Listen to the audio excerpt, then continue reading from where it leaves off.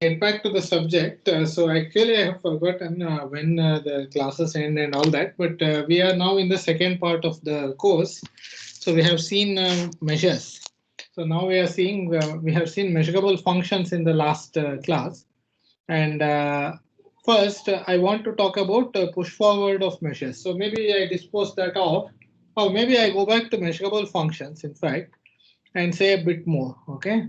What did I do with the push forward of measures? Did I already do that or not? I have forgotten. Sorry about this. It looks like I already did the push forward of a measure, right?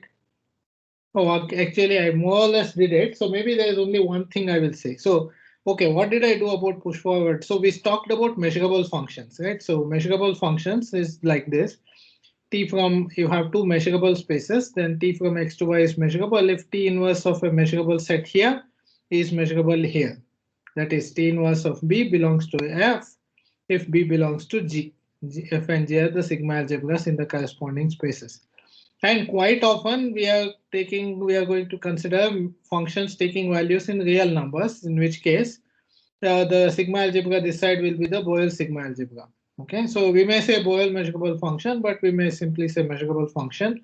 But on real, on the real line, on R, it will always be Boyle sigma algebra, especially if it's the target space. If it's the domain space, sometimes we may play games there, but you can always assume Boyle more or less, unless I say otherwise. But especially when real numbers are the target space, then it is going to be the Boyle sigma algebra. Okay, so and then we defined measurable functions. We saw a few. This is a fundamental concept. Everything is going to be in terms of this. So you better come to terms with this. So at the cost of overdoing it, let me just quickly go over what we saw. So we saw the definition, of course, and then a couple of simple properties that, okay, here there was something about pullback sigma algebra, push forward sigma algebra. Let's leave that. So uh, yeah, so measurable functions are closed under composition. So if you have a measurable mapping from X to Y and another measurable mapping from Y to Z, then the composition S composed T is going to be measurable from X to Z. Okay. And most important case, as I said, is when the target space is real numbers with the Boyle sigma algebra. In which case, so there is a point here. I mean, so in this, there was a point that you don't have to check this for all B in G. It's enough to check it for a generating collection of sets. That makes your job much easier to check measurability. For example, when you have a real valued random variable or sorry, forget the word random variable. When you have a real valued function, to check whether it is measurable, it's enough to take a generating class of sets. And what is a generating class of sets? I could take this left open, right closed, I mean this minus infinity t closed, these types of rectangles, or these, or these, or these. Any one of these is a collection which generates the Boyle sigma algebra. They are convenient because the inverse image of this in minus infinity t is just the set of x where t of x is less than equal to t. So you can call it sub-level set if you like. So we just write it as capital T less than equal to t. You have to get used to this notation. It's very simple, but you should get used to it. When I write some f less than equal to t, it means the set of x where f of x is less than equal to t. Okay, so maybe I should stop using this capital T and small t at the same time. It's not good. It's okay on paper, but when speaking, it's confusing.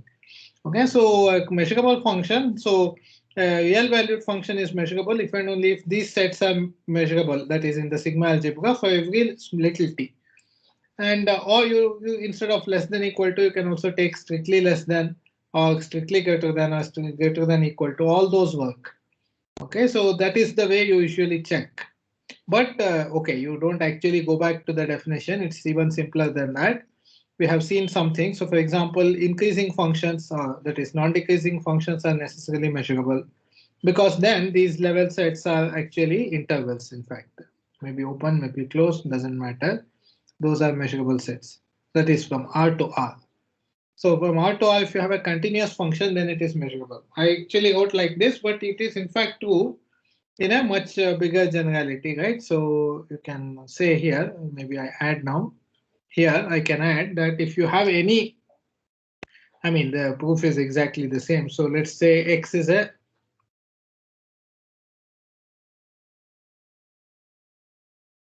metric space and Bx is its Boyle sigma algebra.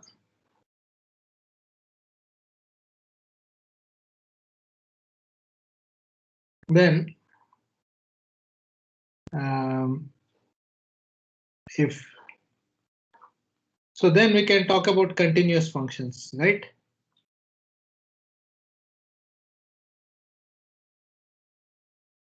So in a metric space, we can talk about continuous functions. Then it is measurable. The sigma algebras are Boyle on both sides. Whenever we have metric space, by default, our sigma algebra will be the Boyle sigma algebra. Okay. And any metric space, continuous functions will be measurable, Boyle measurable. Proof is exactly the same because inverse image of open sets will be open sets and they will be in the Boyle sigma algebra. And so all these sublevel sets like capital T less than T, this kind of set will be necessarily in the Boyle sigma algebra because it will be open. So therefore, these are measurable. So continuous functions are measurable. And then I gave some other and the reason and another thing. So this is saying that we have many measurable functions because continuous functions are measurable. But also another class of functions that are measurable. So maybe I got indicator function. Did I write? Okay, if you take A is a subset of X, then indicator A is measurable if and only if A is in the sigma algebra. That was a simple point. So that gives us many examples. But another important point is that measurable functions are closed under, that is real valued measurable functions are closed under many countable operations. In fact, almost all countable operations you can think of, like supremum, infimum, lim sup, lim inf, limit, if it exists. So if these things exist as finite real valued things, then all these will be measurable. Okay, so that way it is very difficult to go out of the class of measurable functions. You take countably many measurable. If you do uncountable operations, you can get out of it, or at least you don't have any guarantee that you stay within it. But if you do countable operations, you stay within the class of measurable functions with all this. So as particular case, addition and so if you take linear combinations of two measurable functions is measurable, and minimum and maximum of two finitely many. So if countably many includes finitely many, that's all I mean here. Even product of two measurable functions is measurable. All that is true. Okay, so this one maybe I did not, maybe I gave it as exercise or something. So these other two are just finite cases of this countable case, but product I don't seem to have written here. Product of two measurable functions is measurable. I mean, maybe you take this as exercise. Maybe I put it in the, if I remember, I'll put it in the homework.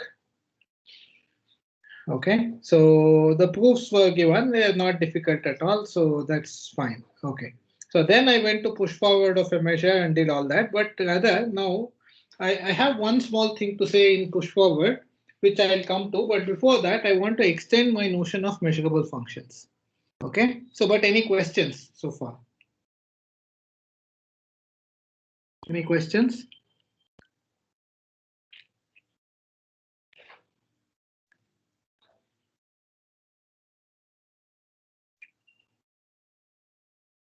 Okay, so then let me say one thing. So it is quite often convenient to allow random variable, okay, measurable functions. If I say random variable by mistake, it means measurable function. Okay, so I mean in probability, there is a notion of random variable which is just measurable function. That's all it is. I hope to not say that, but that we should use only when we have probability space, that is the measure which is a probability measure. But if I by mistake say it, you understand that it is measurable function, I mean, or you can correct me also. So when we have measurable functions, so it is convenient to allow them to take values plus or minus infinity. Because otherwise, every time we have to be saying statements like this. Look at this statement that we made. It's a very nice and convenient statement, but I have to say each time that provided these exist and are finite. For example, supremum of some countable family could well be infinity, right? I mean, if tn's, even if all tn's are finite, the supremum could be infinity at nx. T of x is supremum tn of x. Supremum of finite numbers can be infinite. Same for infimum, lim sup, limit, or quite often an increasing sequence may converge to infinity also. So instead of having to say this caveat all the time that they have to be finite, which is in fact inconvenient, it is convenient to allow plus or minus infinity as possible values. So I want to say a little bit about that. Okay, so maybe if I don't have space here, maybe I go to the next page and say it. Yeah, so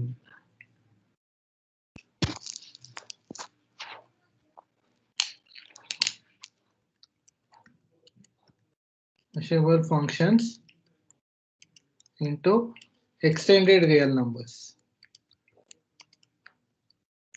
Okay, so this is convenient. In fact, we will always use this. We'll say real valued, but we will mean extended real numbers. What is extended real numbers? R bar is the set of extended real numbers, which is just R union plus infinity and union minus infinity. So 2 points are adjoined to real numbers. So this is called the these are extended real numbers.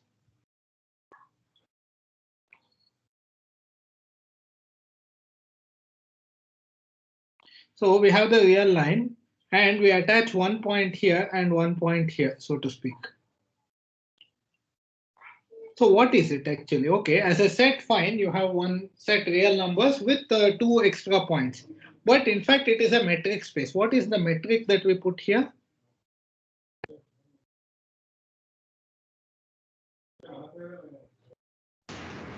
The same metric except distance of anything from infinity is infinity.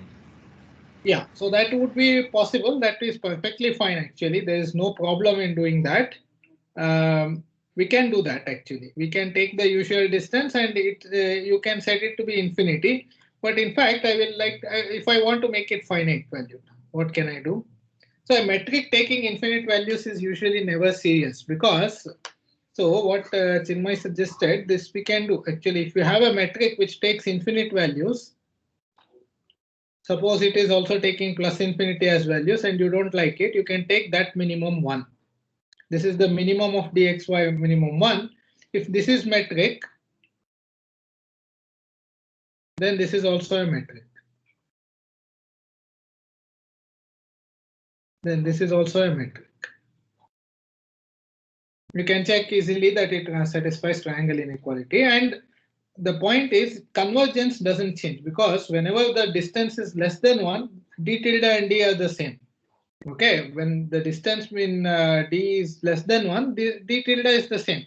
So convergence is not changed by going from d to d tilde. So it's just as good as d as far as convergence is concerned. Okay, so the topology induced is exactly the same, meaning the open sets are exactly the same. So there is no problem. So with allowing a metric to take infinite values. But suppose I want to, for some reason, I like that metric should be finite. How do I define the metric? Because what is this metric space really? Maybe that is a better way to ask the question. What is the metric space I have in mind when I say R union plus infinity and minus infinity? You see this picture. What is the metric space really? Is it something else that you understand?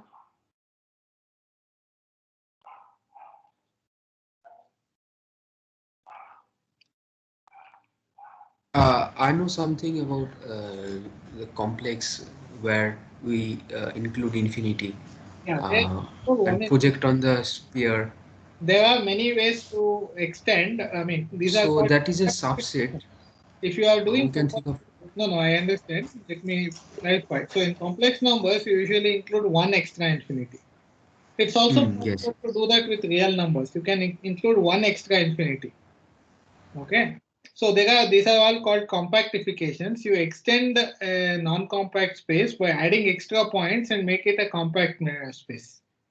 So there are different ways of compactification, and if you do topology class, you will see them. 1 point compactification. This is a 2 point compactification specific to real numbers, more convenient. And there are things like stone check compactification, if you have seen it. So there are many. Okay. So for real numbers, 1-point compactification basically means you add one extra point at infinity. So that doesn't distinguish whether you are very large or very small.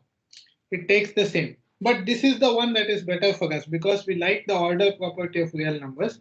But so without going into those points, there is a very simple metric space you can identify it with. Which one? So this one, when you see this, you should just think of it as a line segment. That's all. Closed line segment. Let's say -1 + 1. Okay, so I mean the closed interval -1, 1. See the difference between, so you know that real numbers. Okay, so what I mean is real numbers are. So what is it we are thinking of here? So you look at real numbers. And you look at -1, 1 open interval. Are these two homeomorphic? As is there continuous function? Is there a bijection between these? Whose I mean, so I want a function this way, phi, and it should be a bijection. So phi inverse. I want it, both phi and phi inverse to be continuous. Can you give me such a function between real numbers and -1, 1? Tan pi x. Okay, that's a good one. Phi x is Tan pi by 2x. tan of pi by 2x. Maybe phi inverse is that, right? So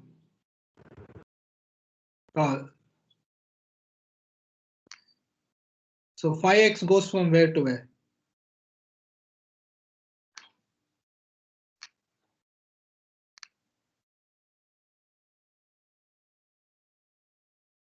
So it is this way function that you are saying is phi. Phi inverse goes the other way. So if you take phi x, which is tan pi x, which is, how does that look? Tan pi x looks like this. Here is +1 and here is -1 and this is 0. And you see that it is mapping -1, 1 to the entire real line. And this is and the inverse mapping is also continuous. Okay, so the inverse mapping is the arctan function with a specification. So that is so this is a homeomorphism.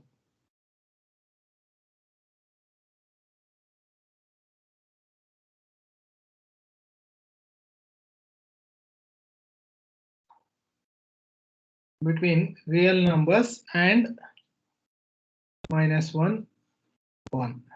Okay, so this is so as far as they are the same space actually topologically, real numbers and -1, 1 are exactly the same. So if I say take -1, 1 and add enough points to make it compact, what is the simplest way you will do that? The endpoints. Yeah, you just add the endpoints. So you add endpoints -1, 1 and make it closed. Right, -1, 1. And so, and then that is exactly what we are doing on the other side. Okay, so we are adding 2 extra points. It may look like infinity, but there is nothing except that. So what we can do, in other words, this d bar of xy is just the we just take the metric from -1, 1 closed. Okay, +1 is thought of as, so you can go take this back, extend this phi. Okay, you can extend this phi so that you get R, but -1, 1 open will go to R, but then you send -1 to an extra point which you will call minus infinity. +1 you will send to an extra point which you will call plus infinity. That's all. Okay, so that becomes the extended real numbers. So real numbers union -infinity plus infinity. So in other words, the definition of this, the topology here is we just take the metric here and transfer it to there. Okay, so what is the distance here? The usual Euclidean distance. So let's say you take, so what would be the distance between these 2 points? So let's say phi inverse, let us call it psi, just so that I don't have to keep writing that.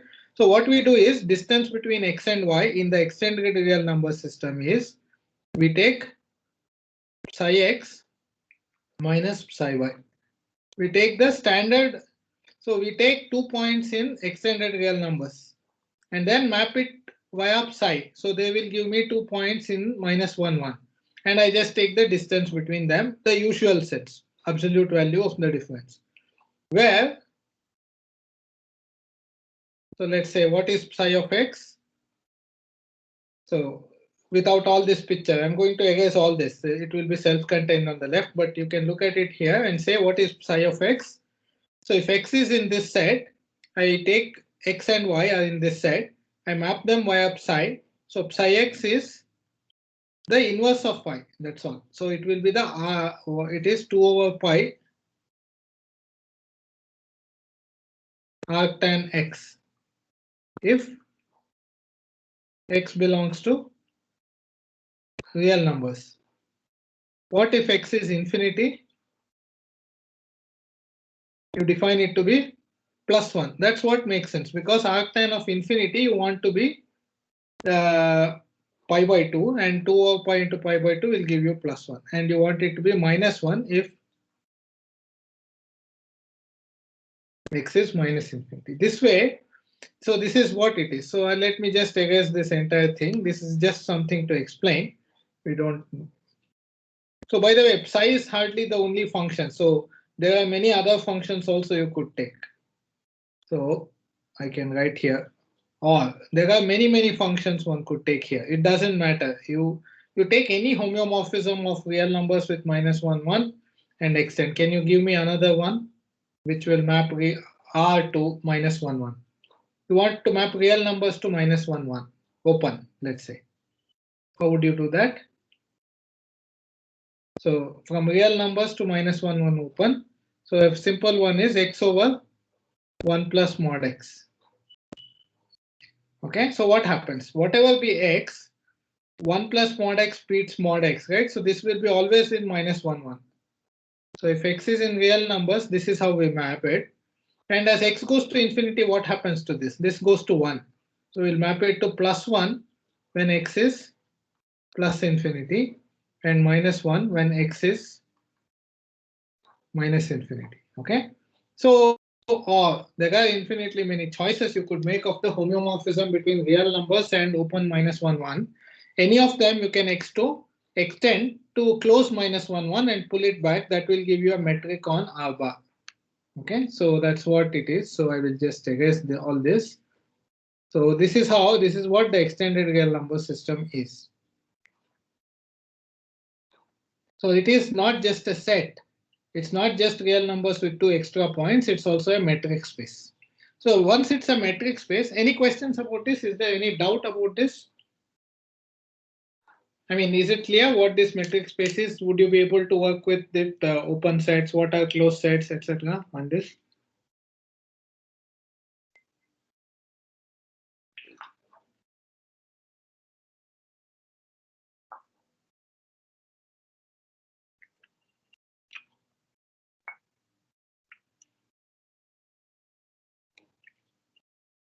Okay, so then we take this and then we get a Boyle sigma algebra here. Once you have this, R bar, D bar is a metric space. The point is, you may worry that, okay, look, this was, I could take this psi or this psi, the metric is different, but the open sets are not different. Always the open, what are the open sets here? Whatever be the psi here, when I write or, it means the open sets don't change. It's 4 o'clock. Open sets are what? Open, for example, open intervals, so to speak, are open intervals in R remain open intervals. Okay, but in addition, let's write open intervals in R bar, so to speak.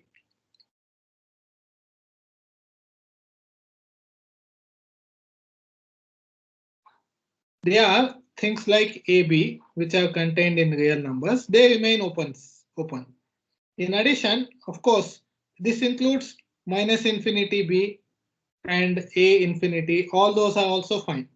But in addition, things like minus infinity close to B and this is open here. B open and A open to infinity closed. This as well as minus infinity, infinity. So minus infinity, infinity, let me write here. But here I will write minus infinity plus infinity. All these are open intervals. Okay. So these are all open intervals in extended real numbers. Is it okay? Because this is just like when you're working with -1, 1. So this is an open set, right? This is an open set. Every point in it has its neighborhood is a neighborhood of it is contained inside this. So these are all. This is what. So it doesn't matter. Actually, the metric doesn't matter. The topology is what matters because we care about the Boyle sigma algebra, for which we only need.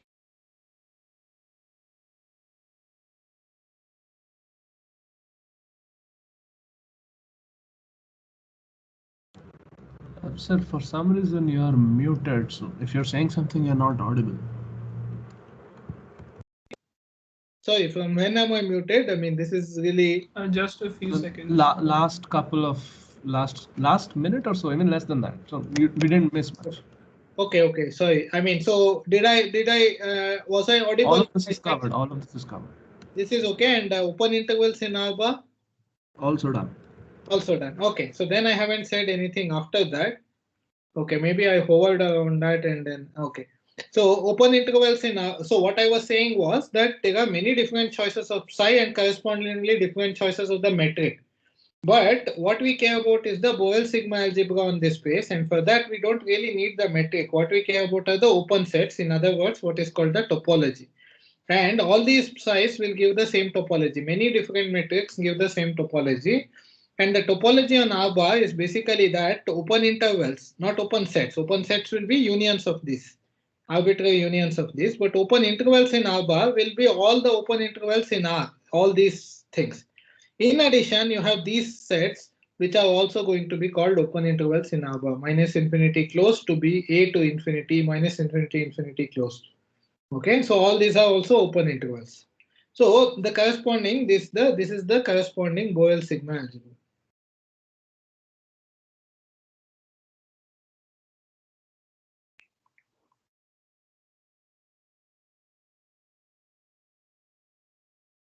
Now what is okay? So now we'll define what we are interested in is R bar valued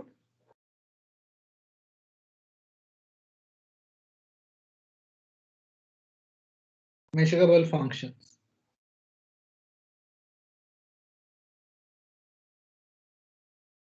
Instead of real valued measurable functions, we allow them to take values in this extended real numbers. So if we have a measurable space XF,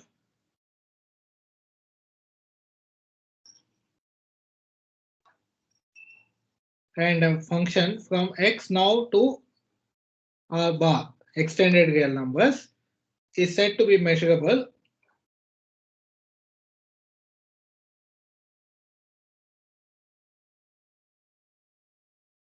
The same definition. If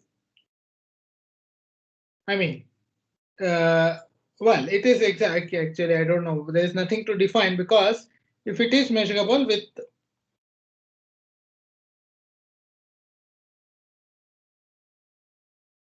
respect to the sigma algebras, f on X and the Boyle sigma algebra on R bar.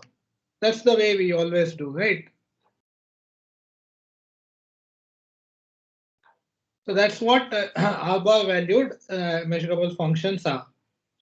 But what is it? I mean, we would like to be fully clear what this is. It's very simple. There's nothing complicated.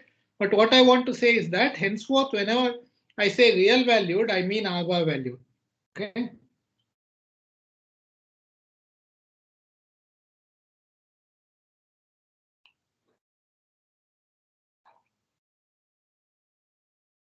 Real valued measurable function.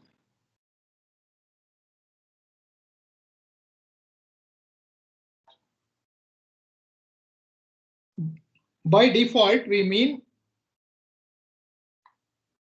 R bar valued by default.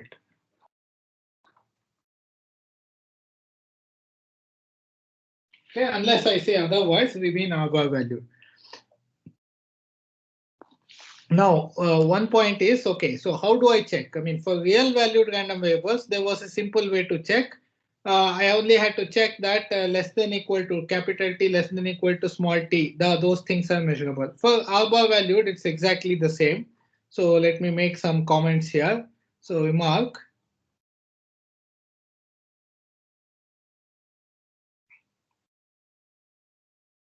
T from X to extended real numbers with the Borel sigma algebra here, and the sigma algebra here is measurable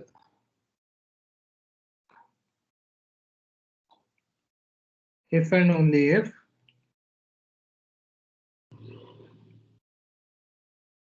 t less than equal to, let's write u belongs to f for all u in R. You don't even need to do R bar, okay? So it is, just give me a moment, give me a second.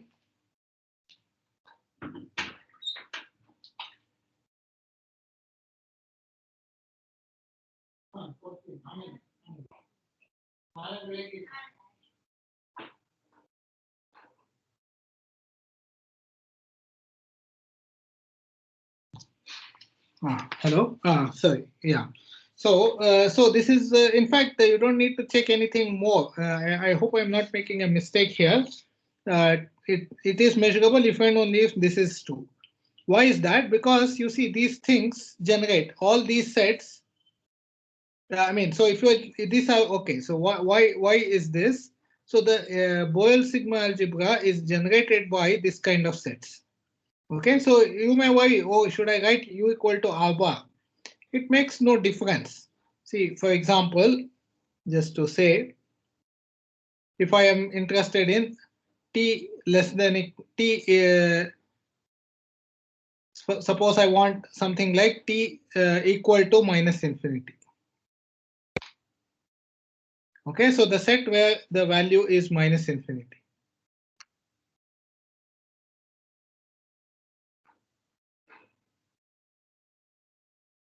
What is it? It is the intersection of t less than equal to minus n. Right? If t is less than equal to minus n for all n, then it is equal to minus infinity, right? By that we mean t of x. If t of for some x, if t of x is less than equal to minus n for every n, then t of x is minus infinity.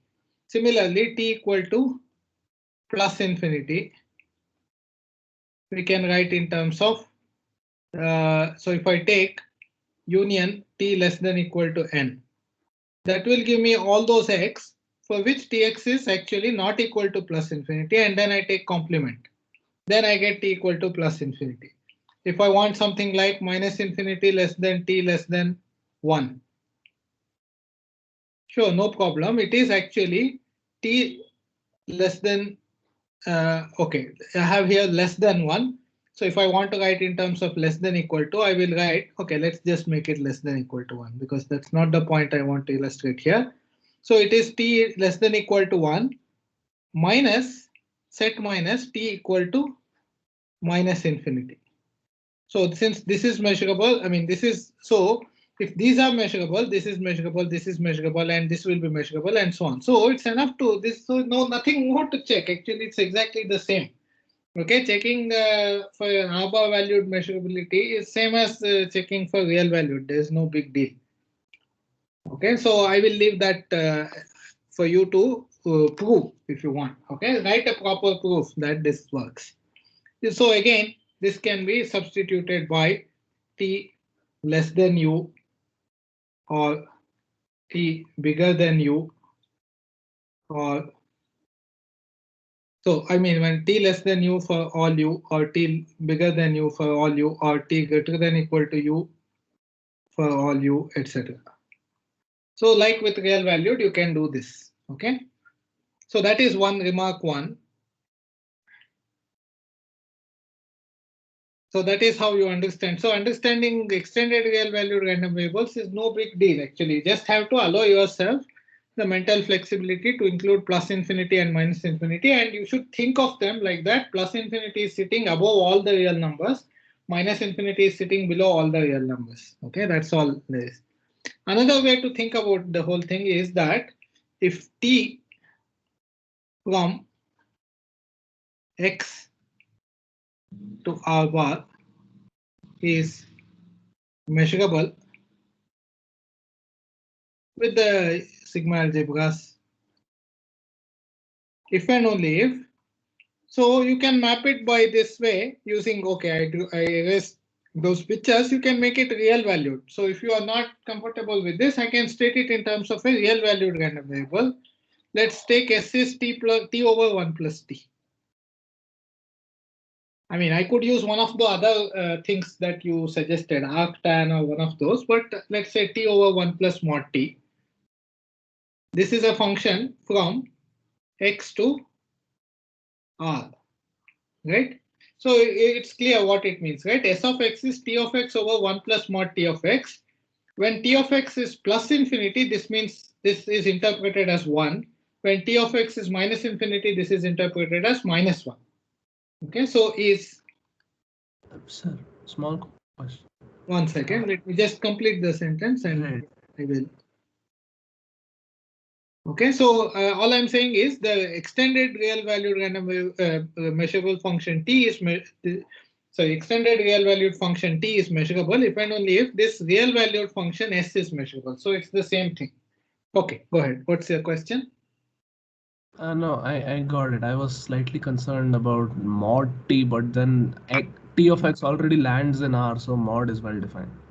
Mod is well defined, but this is, by the way, as always, it is interpreted as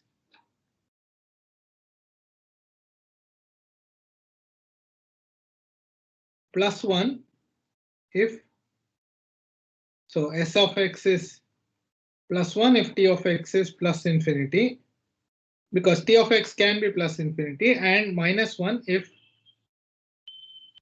t of x is minus infinity. Okay, so that's the, I mean, you can take that as definition. That's how you should define it. You can think of the correct limiting value. If t of x increases to infinity, what happens to this thingy? It will approach plus 1. And if t of x converges to minus infinity, this will approach minus 1. So this is the correct way to interpret s of x. So the measurability of t is same as measurability of s as a real valued random variable. So those are ways to think about it, but soon you will forget all that and you will be very comfortable with extended real numbers. Okay, that's how it should be. Any questions?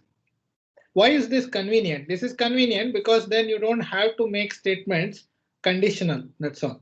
So for example, let's take this statement here, what I had in the previous thingy. So let's take this, where is that? This one. So what was the statement? If tn's are measurable functions, then supremum, infimum, lim sup, lim inf, limit, product, I had product too, okay. So all these are measurable.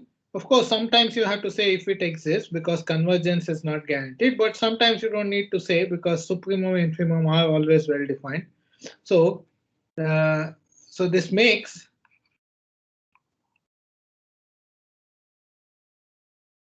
certain statements more convenient.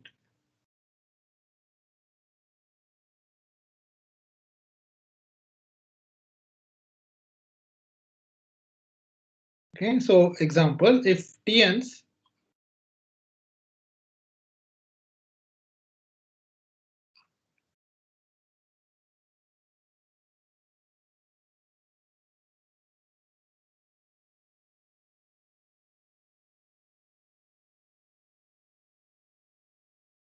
so if these are measurable, then so are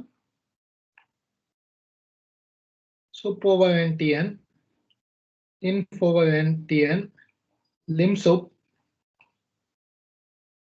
over n tn as n goes to infinity, lim inf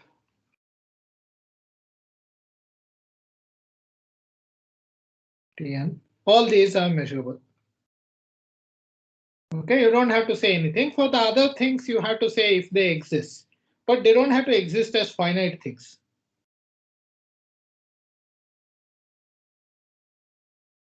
if it exists, here also I have to say if it exists.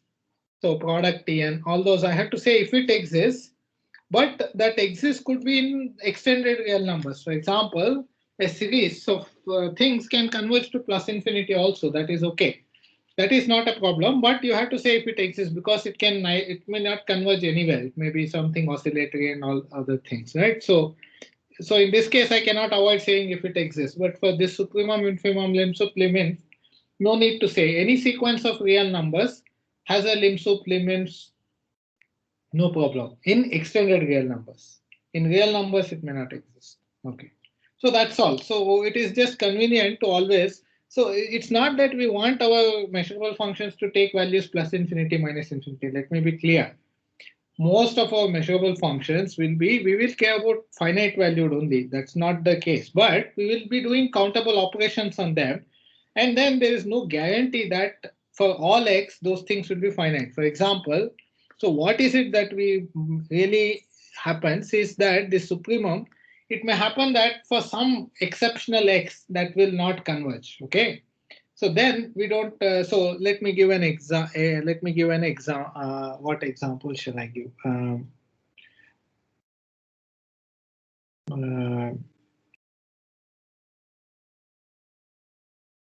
Okay, maybe I will give example later. So sometimes it may be that there are some exceptional x for which this are infinite. Usually that exceptional x will be some set of zero measures, so we will not really bother about them. But you can't say they don't exist. So sets of zero measure exist. They are not empty, so they may be there. So it is more convenient to just allow our measurable functions to take values. But most often actually when we say actually maybe it's a bit more honest to say here that maybe the thing that one should say here is most often when we say real valued and measurable function, we mean R bar valued. Yeah, maybe let's adopt a better, more finer convention with mu of well, okay, no, let me not put it here in the convention, but most often what will happen is the set where they take the values plus infinity or minus infinity. These sets, t equal to these sets will have zero measure, usually, okay, then we can call it real valued. Although these are not empty sets, so some places it is plus infinity, minus infinity, but those are zero measures, so we'll still call them real valued. That's what we really mean. Okay, so on sets of measures we don't care what happens. Okay, any questions? So that was a bit long, but to give the convention, but still it is something one should get used to. Any questions? Okay.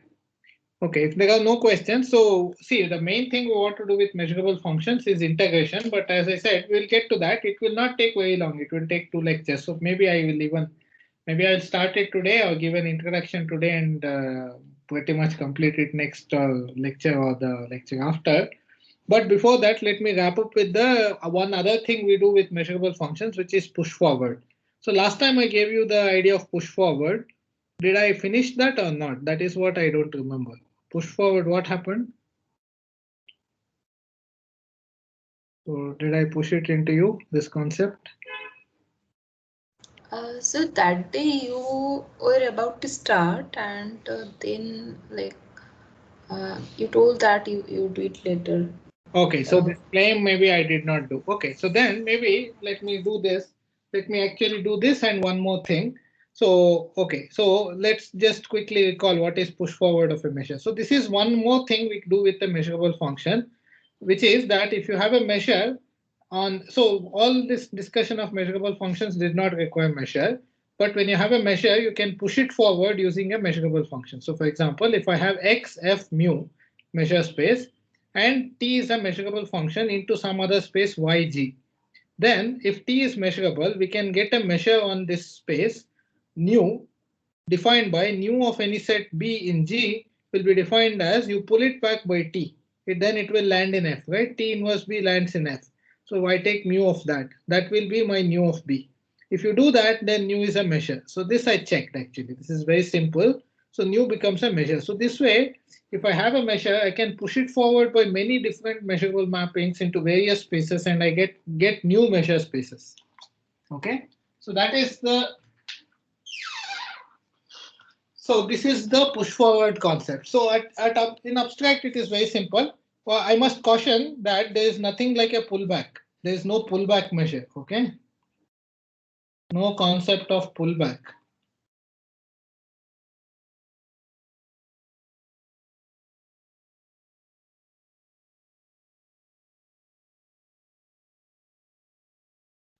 So if you have taken any other course like, I don't know, differential geometry and so on, in mathematics quite often there are things you can push, there are things you can pull, and you can't do both. So measures you can push, you cannot pull back. Okay, you can push forward. So there's no, in general, there is no concept of a pullback measure. You can't, if you have a measurable mapping x to y and there was a measure to start with here, you can't pull it back to a measure here. Okay, this is has to do with, I mean, you can check it yourself.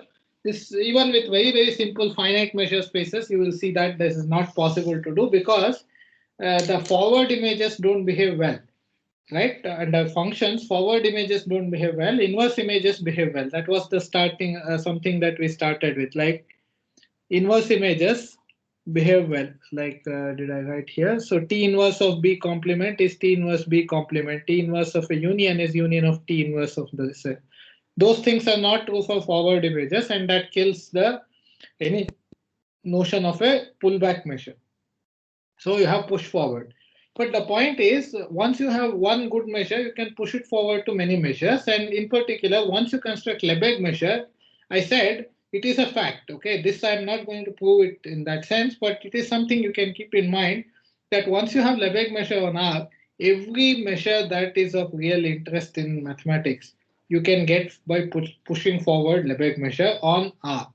There is no other measure that one really cares about. Okay, so every measure that we care about comes as push forward of Lebesgue measure on the real line. We'll not do that, but I will show you that finite measures on R, at least first thing, will show that finite measures on R can be got from Lebesgue measure. Okay, so that's what I want to do first. So that is one collection of examples. So if I have a finite measure on R, then how do I get how do I see it as a push forward of Lebesgue measure? It's very simple. So a finite measure corresponds to a distribution function. So I might as well start with a distribution function. Suppose f from R to R is a CDF, which means it's non-decreasing, right, continuous, goes to 0 at minus infinity, and at plus infinity it has a finite limit b. Then so f looks like this, but of course it could be like, it could jump. Nothing says that it cannot jump. It can jump. It can stay constant for a while. Then it can jump also. It can have a dense set of jumps. It can jump at all the rationals, for example, and so on. So it is a nice exercise to see that an increasing function in a real line can have at most countably many jumps. So maybe you have seen this. An increasing function like a CDF, for example, you take a CDF. A CDF can have at most countably many jumps. It can't have uncountably many jumps. But that countably many jumps can very well be dense, like the set of rational numbers. That is very possible.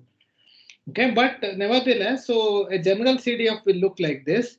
For simplicity, I took, okay, no, not for simplicity. I want to define an inverse for CDF. If it looked like this, strictly increasing and continuous, the inverse function makes sense, right? A strictly increasing continuous function has an inverse function. What is the inverse function? You just draw the, you just see for every y, what is the x at which it takes that value. Okay, so it goes from 0 to b, those are the limits. And if it's strictly increasing, you give me any number strictly between 0 and b, there is a unique point where that takes that value. So if this is y, this will be f inverse of y. This will be what I call t of y, namely f inverse of. That is when it is strictly increasing. When it's not strictly increasing, there is a more general definition, which is we don't define it as inverse, but infimum of x where fx greater than equal to u. But I don't want to get into that discussion. I leave it to you. It's a very simple point to check. I will stick to strictly increasing case. Let's not worry about the complication. It's no big deal. It's something you can do it yourself. It's a matter of bookkeeping. Okay, so let's imagine our f is strictly increasing and continuous. Then this capital T I have defined is simply f inverse. Okay, it is also an increasing function. If I increase y to y1, then my T of y will also increase, right? So if y becomes z here, then that becomes even larger, and so on. Therefore, this is an increase. T is an increasing function and hence measurable. T is non-decreasing, hence measurable. Claim is you take this 0 to b interval. B is, you remember, the range, the limit of fx as x goes to infinity. So if you started with a measure, if f was CDF of, if f is f mu, mu is a Boyle measure, finite Boyle measure on R, then b is just the mu of the whole real line. That's what it is. Okay, so limit fx as x goes to infinity is b, and that is just the measure of the whole real line. Okay, so you take lambda sub b, which is lambda restricted to this interval, the Lebesgue measure restricted to this interval. Okay, 0 to b. I have a mapping from 0b to r, namely this t, and I push forward mu. I push forward, and I claim that this is back to my mu, the one whose CDF is f. Okay, that's the claim. I did not do this claim, so let me quickly do that. Any questions about this statement? This shows that, see, earlier we showed that a measure, okay, what is the point? One way of thinking of it is like this. If I give you a CDF, this is telling me how to produce a measure whose CDF is that. We had done that earlier too, but by using cathode construction. We said that if I have a CDF, I can define measures of intervals. Consequently, the measure on algebra, I check that it is countably additive on the algebra. Then cathode extension tells me that it extends to the Boyle sigma algebra. But here, we are not doing that. We are just saying that I directly give you a mapping from some interval to real numbers, and I take Lebesgue measure here and push forward under this. I get a measure. Whenever you push forward, you get a measure, and that measure will have CDF capital F. So that way you don't have to do any new work. You don't have to do all this extension business. So it's very simple. Okay, why does it work? So let's prove this claim. Let's prove this claim. But if there are any questions before that, please ask me.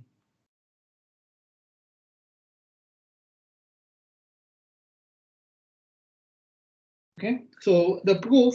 Okay, so we just need to know what is mu of minus infinity to some t. Okay, mu of minus infinity to t is, by definition, mu is lambda b circle t inverse. So it is lambda b of t less than equal to t. Right? That is the lambda b of t inverse of capital T inverse of this, which is, okay, maybe I call it u rather than t.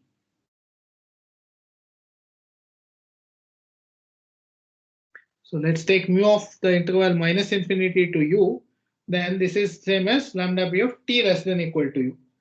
But what is lambda b of t less than equal to u? This is when is t less than equal? T is the inverse function of f, right? T is the inverse function of f. So t less than equal to u, t of x. So let's expand it. So it is the set of all x in R such that t of x is less than equal to u. But if t is the, so that's why I say don't worry about this more general case. Think of t as the inverse function of f. That will convey the idea. Afterwards, you can extend it. So tx less than equal to u is same as x less than equal to f of u, right? Tx less, because t is the inverse function of f.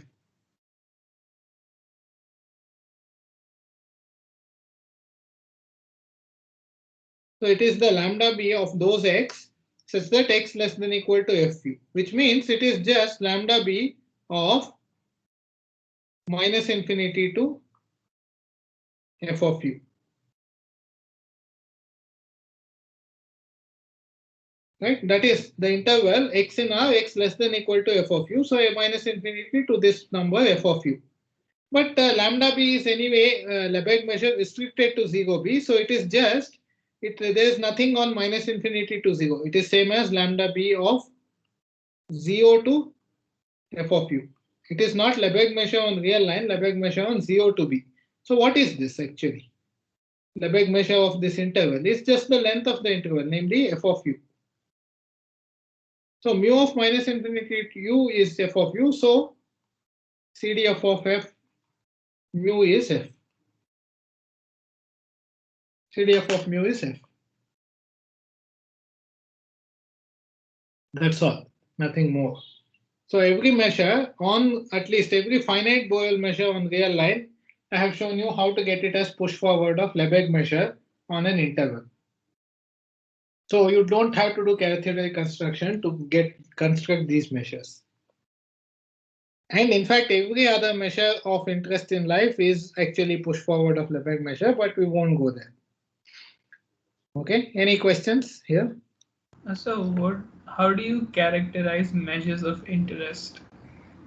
Okay, anything that I have ever bothered about. Okay, so well, measures of interest means which people actually work with. Okay, so now there are actually measures which which are not push forward. Okay, so such as what? Okay, so now I cannot give you examples right now. Your space has to be extremely large for a measure on that to be not push forward of Lebesgue measure. That's what happens. So let me say in terms of probability. Okay, in probability, all the measures that we care about are Boyle measures on some complete separable metric space. Okay, so this is a statement I'm making. I'm not expecting you to accept it, I mean, understand it, etc. But it turns out that in the beginning, maybe people worried about more generality, but it was realized that in probability, everything we care about are probability measures are anyway finite. Okay, so they are not infinite, so they have total mass 1. So in probability theory, all probability measures are probability measures on, they are in fact on Boyle sigma algebra of a complete and separable metric space. So you know what a metric space is, fine. Complete, you know what complete metric space is. All Cauchy sequences converge, and separable means the metric space has a countable dense subset. Okay, that makes the space not too large. For example, real line is separable. Okay, but there are non-separable metric spaces. They have to be rather large, strictly speaking. So By large, you mean like high dimensional, like infinite dimensional or something? Well, we don't always. Yeah, you are right in the sense. It's exactly what, in some sense, that is the meaning. But we don't talk about dimension necessarily. So, for example, if you take real line with a discrete metric, where every 2 points are distance 1 if they're distinct and at 0 if they are the same. Okay, so distance between 2 distinct points is 1 for any 2 points. That metric space is actually not separable, right? Because you can take, I mean, so there's no dense subset. I mean, if you want a dense subset, you have to take the entire real line. Nothing converges to a point unless you hit that point. So that sort of space is actually not separable. But you're right, actually, if you take infinite products, so if you have seen topology, I don't know how many people here have done topology. So if you take in topology, there is a notion of product topology. Okay, so if you take products, if you take countable products, you will say -1 closed. Then you still get a separable metric space. But if you take uncountable products, you go beyond that. So that is what happens. So in that sense, you're right. So the dimension has to be very large. So those kind of cases go out of hand. But most other things, I mean, so in probability, as I said, all measures we can have Boyle probability measures on complete separable metric spaces. And it's a theorem that every one of them is a push forward of Lebesgue measure on 0 to 1. Okay, that's a fact. So that's what happens. Any other questions? Okay, so so maybe there is one more thing I want to say. Okay, this was fine for these measures on R, but I made some noises about there is no dimension in measure theory last time. So it is something that may be not so obvious. So let me just show you how Lebesgue measure on R2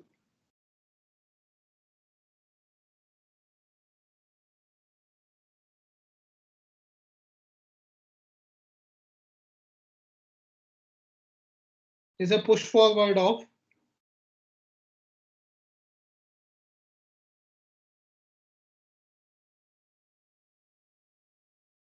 Lebesgue measure on R. Okay, so when I say this, let's be a bit loose in language. When I say Lebesgue measure on R2, I will actually work with subsets. Okay, so I will show you that Lebesgue measure on the square is a push forward of Lebesgue measure on. I will actually do this. Lebesgue measure on 0, 1 square is a push forward of Lebesgue measure on 0, 1. See, the other way is something that you will be neither surprised by nor I mean it is very clear. So can I do the other way?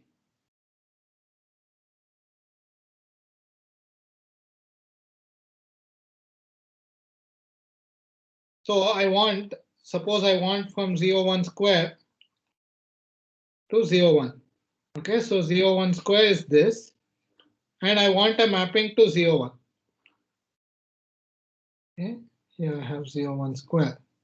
So what is a mapping that will take Lebesgue measure here and give me Lebesgue measure here? So if I take lambda 2, I want a T such that lambda 2 compose T inverse. The push forward should be lambda 1. So can you tell me? Projection map? Yeah, exactly. Simple projection will do. So you take simple projection, T of xy is just x. What does that do? Okay, so you take, for example, an interval here. So you want to calculate the measure in the push forward. So that means you have to pull it back and then see what will that pull back to. What is the set of things which map into this interval? It is a vertical strip, right? Like this. These are the points whose x projection falls in that interval. Right? So what is the measure of this? It will be the length here times 1, right? And that's exactly the lambda 1 of this interval. So you see that this is very easy. You are not surprised by this, that there is from the bigger space that you will get the lower one. That is not surprising. Is this clear to everyone that the push forward of Lebesgue measure on square under projection is Lebesgue measure on the line segment? Is anyone not clear about this? Yeah, this seems fine, but this won't work for R and R square, right? Okay, but R and R square, it's not straightforward. I mean, it's not like this. Yes, I agree. But you don't have to. Well, if you want to do that.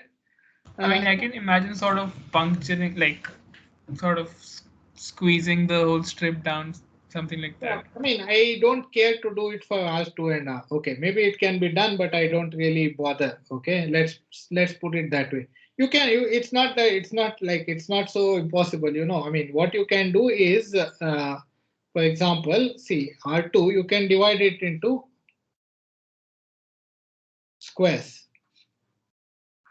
So you are thinking of doing it a direct simple projection. That will not work. If you try to do projection, then the inverse mapping will have inverse images will have infinite measures. Right? That's what you are worried about.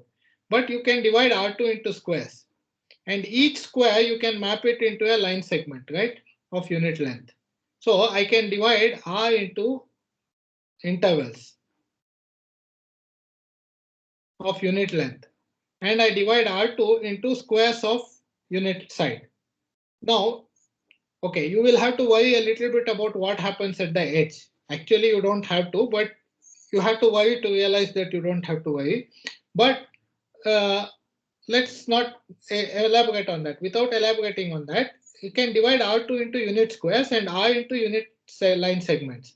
And for I can map, and there are countably many of these, countably many of those. So I can associate one to each. So maybe this square is, I will take it to here. This square I take it to here, and this square maybe goes here. There is because both are countable, there is a bijection between the the collection of squares here and the collection of intervals there. And so I take a bijection like that, and then on each of them I use this projection idea to take the area measure here to a length measure here, and then I glue it all together. That way I can get I can push forward Lebesgue measure on R2 to Lebesgue measure on R. Does it make some sense what I'm saying? So you Yes, won't sir. be, yeah, you won't be able to do it directly by projecting R2 to R. Yes. You break it into finite pieces and then do the thing. Okay, that's what I mean. But it's not, but still that's no big surprise. From a bigger space, okay, we think that Lebesgue measure on R2 is something bigger and we can get. So it's like saying, oh, give me a continuous mapping from continuous surjection from 0, 1 square to 0, 1. That's not surprising, right? Well, you can take projection again. But the other way is surprising. The other way is surprising. So that is what I want to show you how it is done. I will just tell you and maybe leave it as a mystery or think about. So how can you get from 0, 1 to 0, 1 square? It is like this. So if x is in 0, 1, okay, or maybe I define some functions. So let's define. Let Bn be the function from 0, 1 to 2-point space 0 and 1 be the nth binary digit.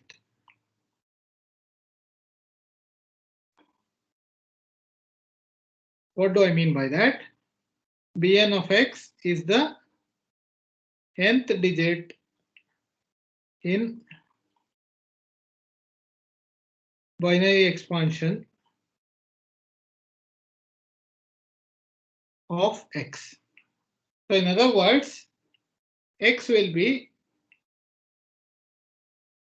b1 of x by 2 plus b2 of x by 4 plus b3 of x by 8 plus so on. Okay, bn of x is 0 or 1. Is this okay? There is one ambiguity here. One has to always clear that ambiguity because binary digit is not completely well defined. So if you have in primary school, you would have done decimal expansion. You know that there is an ambiguity in decimal expansion for certain numbers. For example, 0.5 is the same as 0.4999 ... These two are the same. There is nothing between them. It's the same number, right? Similarly, when you are talking about binary expansion, when you are doing base 2, there are numbers which are, so in base 2, this is in decimal. In binary, half has 2 binary expansions. It can be written as half plus 0 by 4 plus 0 by 8 plus so on. So the binary digits are 1, 0, 0. Okay. So in other words, it is 0.1000 in base 2. But it also has another expansion, which is that it is 0 by 2 plus 1 by 4 plus 1 by 8 plus 1 by 16 plus ... In other words, it is same as 0.01111 ... to base 2.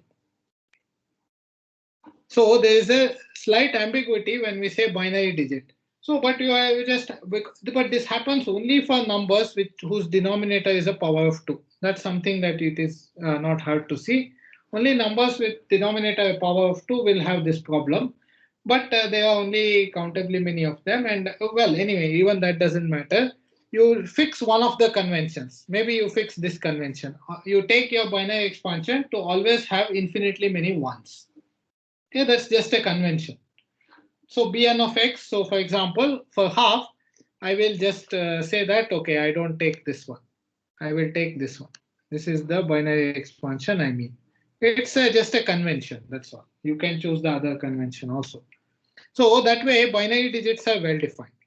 Now, what does all this have to do with my mapping from 0, 1 to 0, 1 square? Okay, so now define.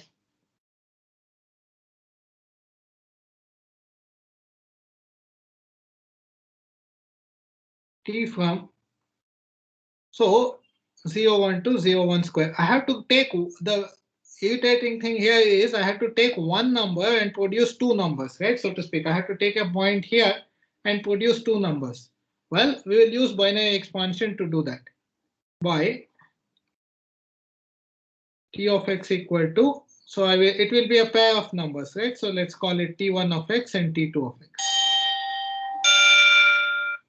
So it is a pair of numbers. What is t1 of x? So t1 of x will be, I just take the odd binary digits. Okay, I take all the odd binary digits and put them together and interpret that as a number. So this will be the number. I take b1 of x, b3 of x, b5 of x. The odd digits I take and I interpret them as digits of a binary number. So I put 2, 4, 8 and so on. So this will give me one number. Now this will use the other ones, b2, b4 and so on. So I take the second digit, the fourth digit, the sixth digit and so on, and I interpret that as a binary number.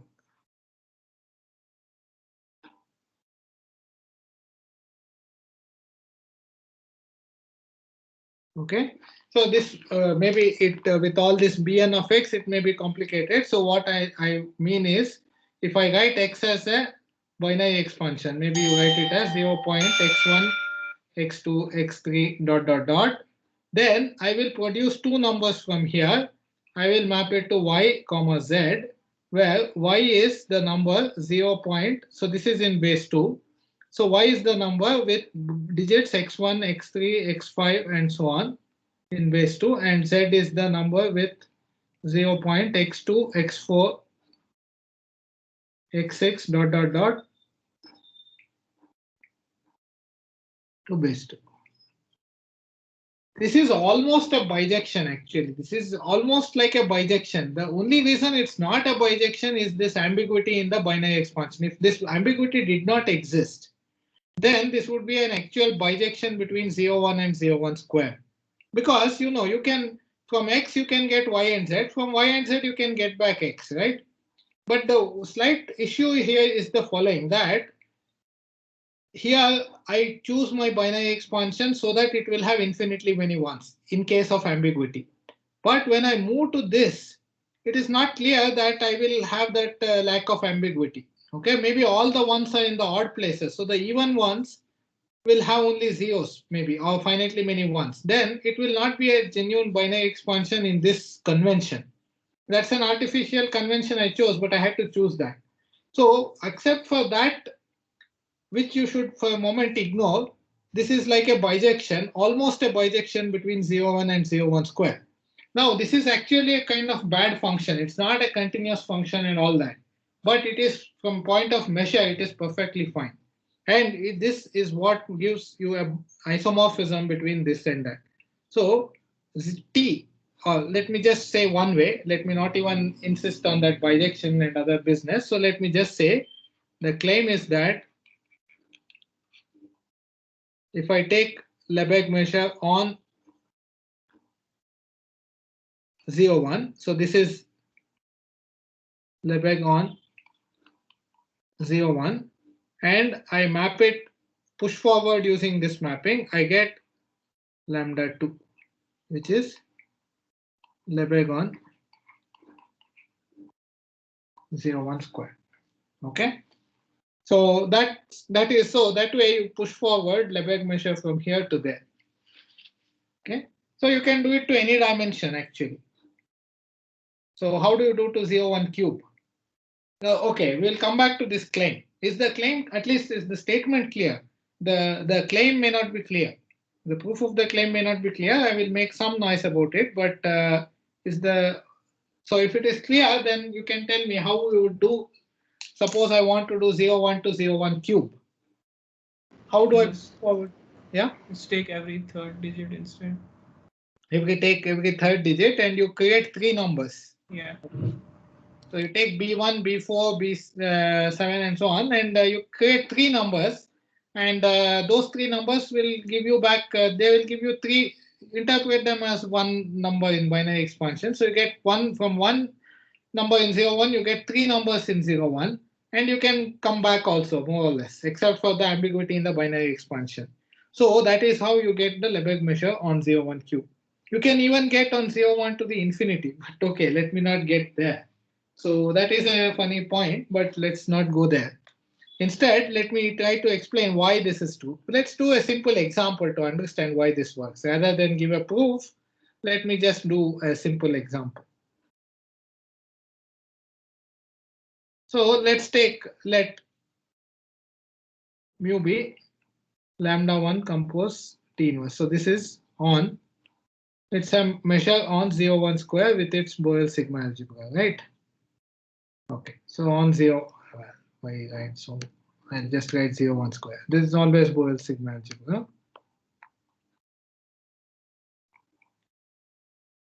So I have here the square.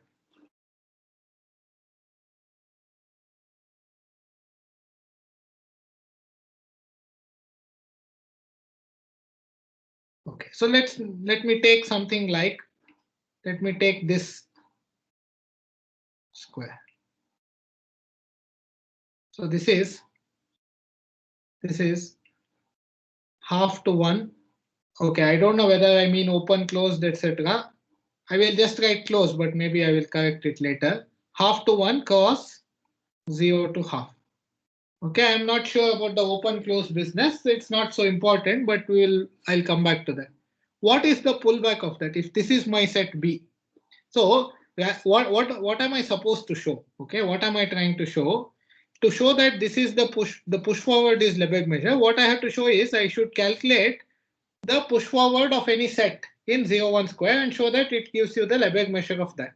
And it's enough to do it for, because this is a measure and this is a measure, I only need to check it for a system of rectangles or something like that, for a pi system. What I will show is for a very specific 1 or 2 rectangles, I will just show you, that's all. And then leave it for you to think about. So if I take B to be this one, then what is mu of B? That's all I want to calculate. Let me try to calculate this. So this is not a real proof, okay? This is just proof by example. So let's take mu of B. What will be mu of B? So I have to take lambda 1 of all those x, okay, such that x is 0.x1, x2, x3 ... in binary expansion. What are the properties on x? What are the restrictions on x size? See, after mapping, so what will be t of x? T of x will be like this, right? Y will be point x1, x3, x5 ... Z will be point x2, x4, x6 ... So what is it that I want here? Y should be in half to 1 and Z should be in 0 to half. Is it clear? So this pair y comma z should lie in B. Okay, so y should be in. So if you don't mind, I will just use that notation here, such that y belongs to half 1 and z belongs to 0 half.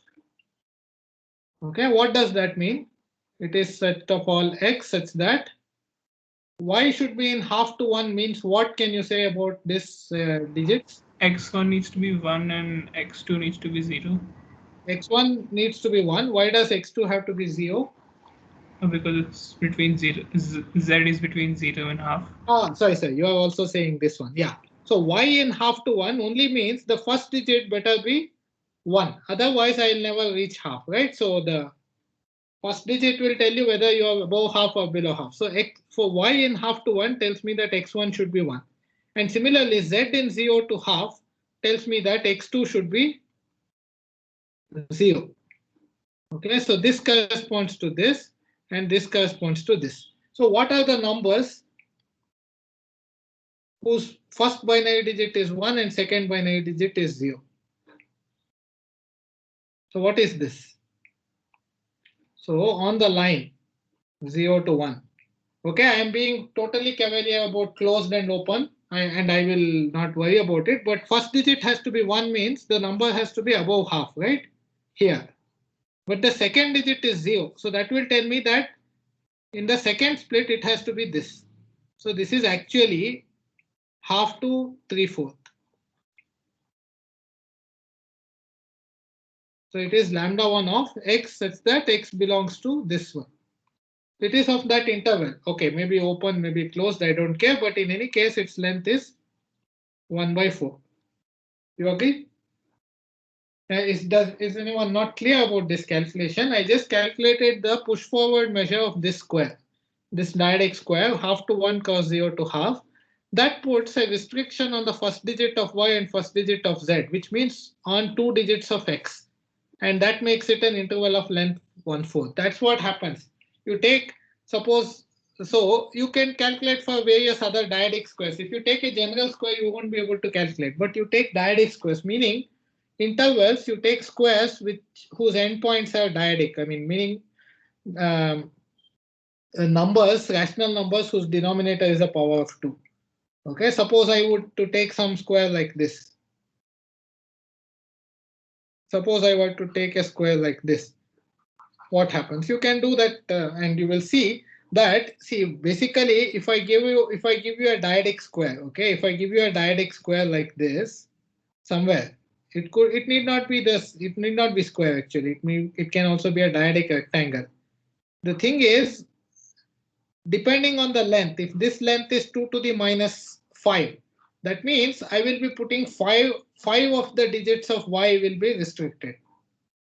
And if this is 2 to the minus 3, 3 of the digits of z will be restricted. Overall, 5 plus 3, 8 digits of x will be restricted. So the total length of the x interval will be actually 2 to the minus 8. Pretty much that is what happens. So, but I will leave it for you to worry about. So this way you get Lebesgue measure on the line will give you Lebesgue measure on square. It's not so obvious. I mean, this push forward, it's a bit surprising at first that this is what happens.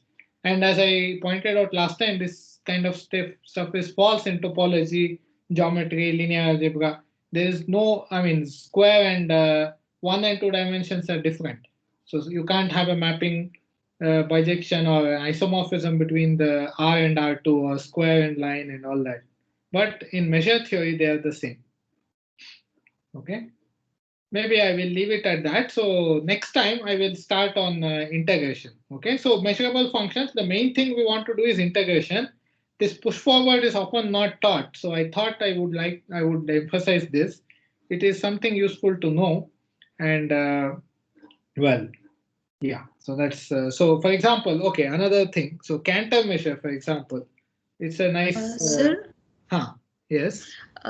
Sir, how you are getting 3/4? That I did not get. Oh, this half to 3/4. Okay, what are the digits? What are the numbers whose first digit is 1 and second digit is 0?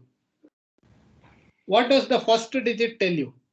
First digit tells you that whether it is above half or below half. Okay, yeah. And then what does binary expansion mean? Actually, you look at 0, 1. Okay, except for some ambiguity, it is you first split it into 2 intervals, and if you fall on the left, the first digit will be 0. If you fall on the right, the first digit will be 1. And afterwards, you again split those intervals into half. Depending on whether you fall to the left or right, it will become 0, 0 or 0, 1. And if you fall to the left or right, all these numbers will have first 2 digits 1, 0. All these numbers will have first 2 digits 1, 1. Again, you split them into 2 and so on. That's how the binary expansion proceeds, right? This is. If you want the first digit to be 1 and second digit to be 0, then that is this interval. It's 5 o'clock. 1/2 to 3/4. Okay. Okay. Okay. Yeah, okay. You are restricting this. Okay, yeah, got it. Yeah. Okay.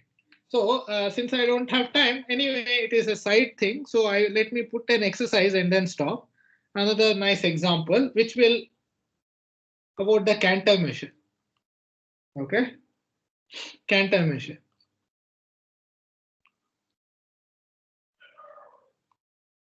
So let K be the standard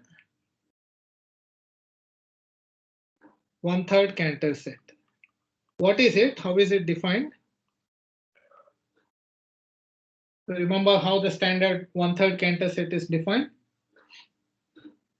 So you start with K0, which is 0, 1. So that's how I define. And then K1 is 0 to 1/3 union 2/3 to 1, blah, blah, blah. Okay. But there is another description of it. Do you know that? It is the set of all X whose, if you take ternary expansion, okay, now I'm taking ternary expansion, that is base 3 expansion. It's all those numbers in whose base 3 expansion has digits only 0 or 2. Why is that? Again, you look at 0 to 1/3, 0 to 1. In base 3, what are the numbers whose first digit is 0? It is those numbers in 0 to 1/3. And what are the numbers? Here the first digit is 0. Here the first digit is 1. Here the first digit is 2. Okay, you have to be slightly careful how you define at the boundary points. Indeed, you have to, exactly like the ambiguity of binary expansion, there is the ambiguity of ternary expansion. But let's say we define it to be 1 at these points. So what is it you do in the first step? You are deleting all those points whose first digit is 1. Okay, you have deleted that part. Next, you are deleting the middle 1/3. What are these points? These are the numbers whose second digit is 1. Okay, whose second digit in ternary expansion is 1. You are deleting them also, and you are going on deleting like this. So in the end, you are left with numbers whose ternary expansion consists only of zeros and 2s, no 1. Every number will have a ternary expansion with 0, 1, or 2. But these Cantor set is those numbers which have ternary expansion 0 and 2. That's all. Now, what I want to give is, this is an extra exercise. Everyone, if you don't want to do it, feel free to skip it. But for those who are interested, here is a nice exercise. Here is a mapping from 0, 1 to K. Define a mapping from 0, 1 to K. How do I do that? You take X here in 0, 1, write its binary expansion. Oh, let me just write in a bracket. So you take its binary expansion.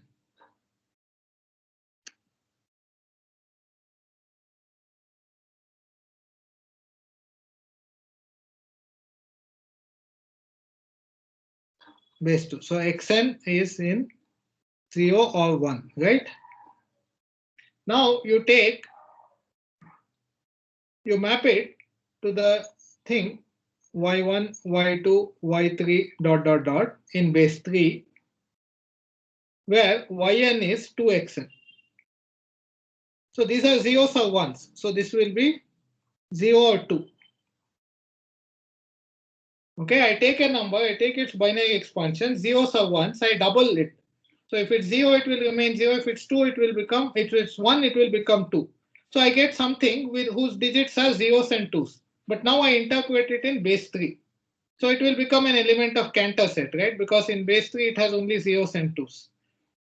Okay, so claim is that T is measurable.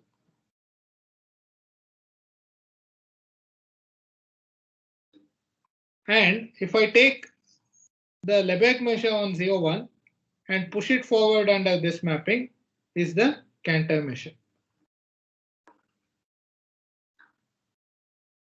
So the Cantor measure is the push forward of Lebesgue measure under this mapping. Okay, so it's a nice thing to understand. If the Cantor measure intrigued you, then this is a good way to understand. Okay, sorry I went a bit over time, but I will stop here. And if there are any questions, you're welcome to ask.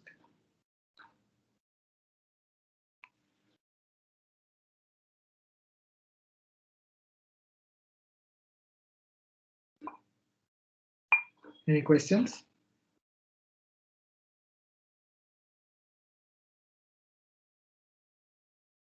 Okay, so let me just make a remark, because I want to appeal to people that, okay, if some things were not clear so far, or I went fast, etc.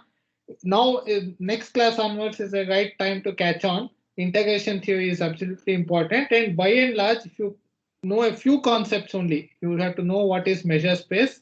You should know what is measurable function and some of the properties we did in the last couple of classes. That's all. You can catch on and learn integration theory. So people who have, for whatever reason, lost, it can happen for many reasons. This is a time to catch on. The rest you can catch up with later, but this is a time to get back into the class, maybe to follow. Okay, so if any of your friends have left because of this, you can tell them. Okay, I will stop the recording if there are no questions.